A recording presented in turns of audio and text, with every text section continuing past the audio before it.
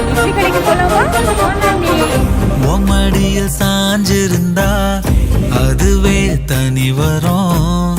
முந்தோடையில் நான் இருந்தா குடிசையும் கோபுரம். உனக்குன்னு வாழணும், உசுரா தாங்கணும். இருக்கும் வரையில உனக்காக அப்புறம் அம்மாவோட இட்லி கடை பழைய ஞாபகம் வந்துச்சு. ஆயா எழுந்து 1 மணிக்கு அடுப்பு பற்ற வைப்பாங்களே, சந்தோஷம் ஞாபகம் வந்துச்சு எனக்கு. ரொம்ப சென்டிமெண்டா பழைய கடையை தேடி கண்டுபிடிச்சு மதுரை எல்லாத்தையும் போட்டா கட்டி நிம்மதியை இட்லி கடை, அதுக்கப்புறம் மாவு கடையா மாறி, அப்புறம் மரத்துக்கு எண்ணெய் கடையா மாறி, மசாலா